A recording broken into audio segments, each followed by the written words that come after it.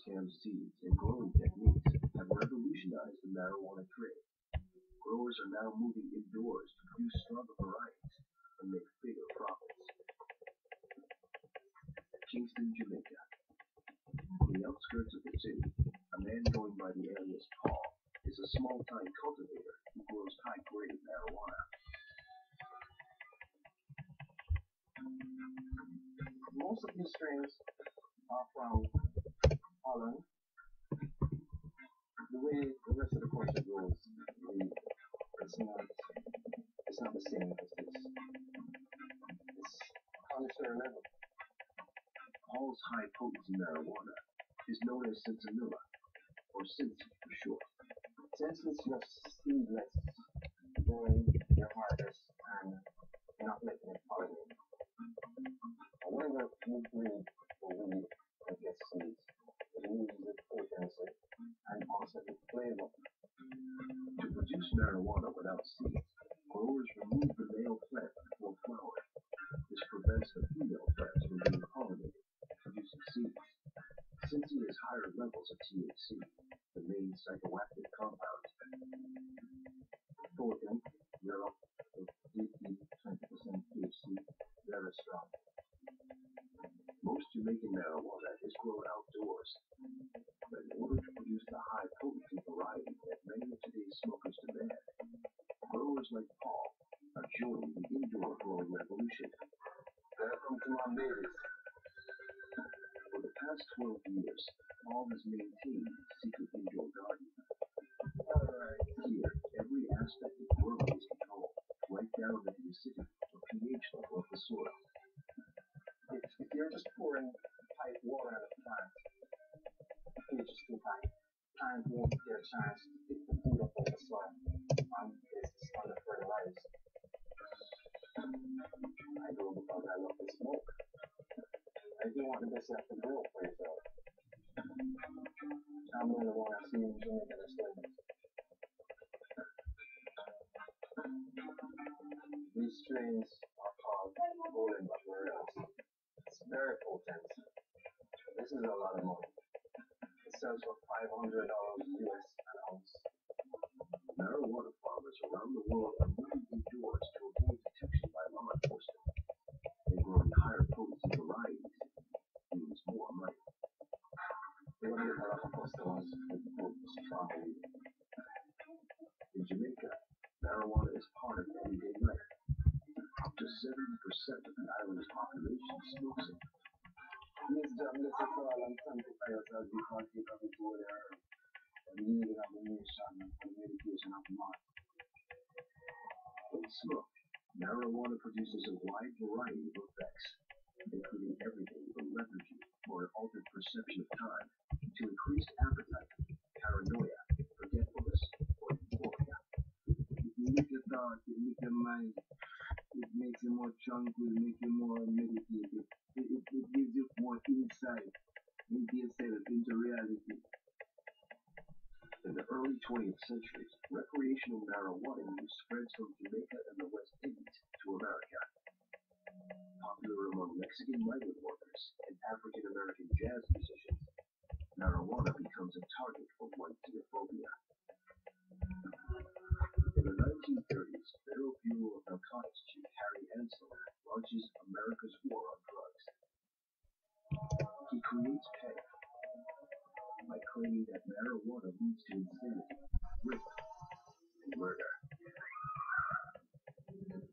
Despite objections from the American Medical Association, Ansel persuades Congress to outlaw the drug in 1937.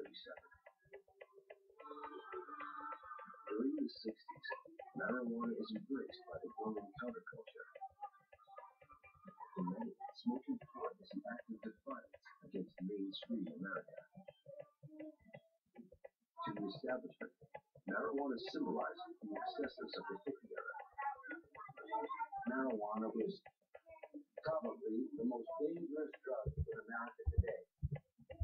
Since the 1970s, the war on drugs has cost more than $2 trillion taxpayer dollars, but it hasn't eliminated marijuana. In fact, marijuana is so widespread that 41% of Americans admit to trying it.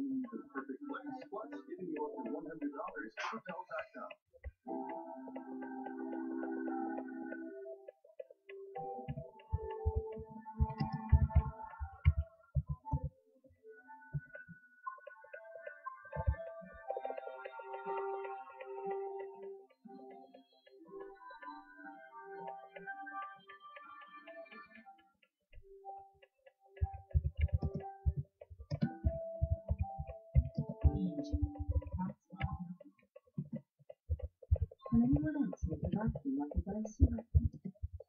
Well, worldwide, over 230 patents and patent pending protect Dyson technology, including root cycling technology that outperforms all multi-cycling, self-adjusting cleaner heads, and all technology that improves maneuverability. So, if you want something that works like a Dyson vacuum, there needs to be a Dyson. Full steam ahead in New Orleans to find America's next lost treasure. This is not a vacuum ship. It's even more rare than a vacuum ship. America's Lost Treasures, new episode Wednesday at 10 on National Geographic. Music your Mondays are tough. Mondays on Nat Geo are high-powered years of my life and high-intensity. Good job. It all starts with Water Wars at 9, followed by Lock Up Abroad at 10. Mondays only on National Geographic. Since marijuana was outlawed in the 1930s, stopping its use has been the main focus of America's war on drugs. While medical marijuana patients can legally consume it in 14 U.S. states, more than 800,000 people are arrested for illegal marijuana use every year. Cleveland, Tennessee.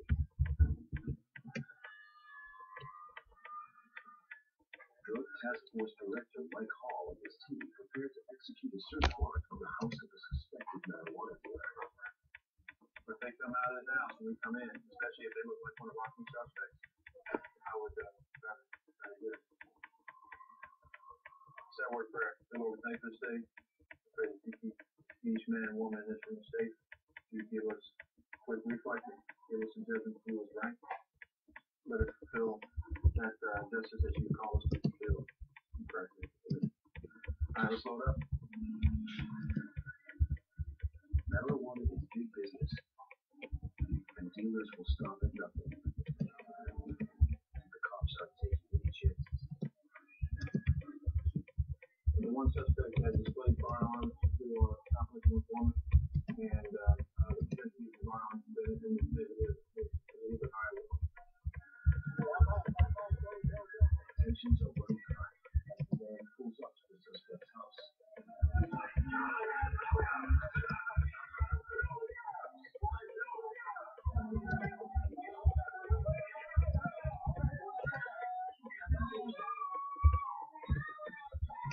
Within seconds, the police take control of the house. Out back, 2 more suspects are apprehended.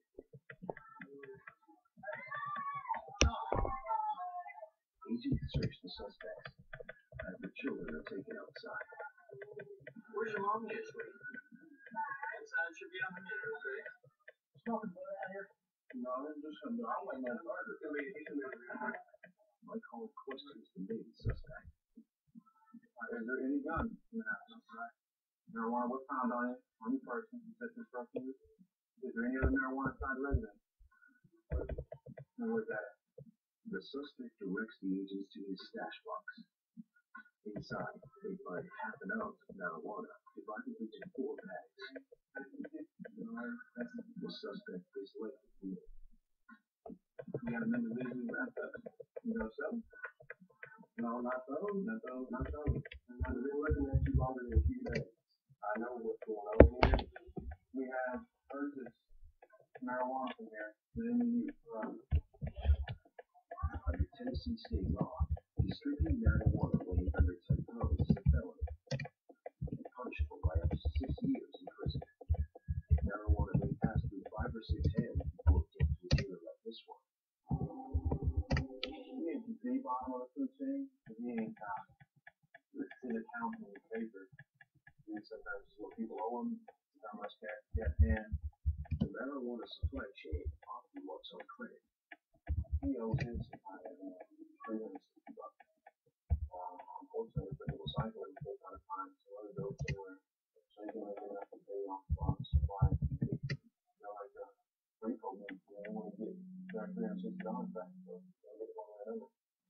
Take the car, get the TV, take your boat. The marijuana seized by the Drug Task Force in Tennessee most likely originated from Mexico, which supplied nearly 40% of the marijuana consumed in America.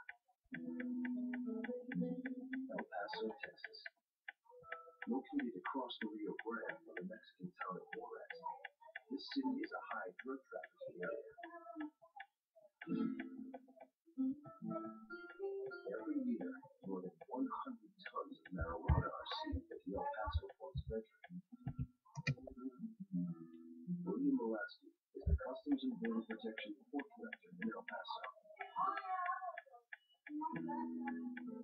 As a senior customs officer, Pulaski has been monitoring this port of entry for 2 years. If you can think of a way to smuggle something into the country, we've seen it.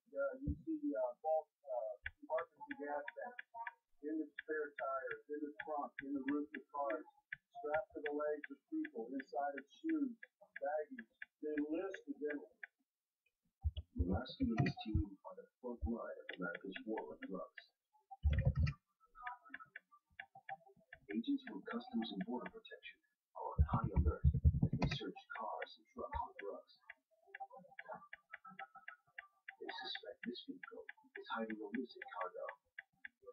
We started inspecting the vehicle. We found some anomalies for the tank, so then we went ahead and brought it in for further inspection. The agents use a fiber optic telescope to get a better look inside the gas tank. We believe it's contraband, either marijuana, cocaine. The customs agents see something in the tank and decide to take a closer look.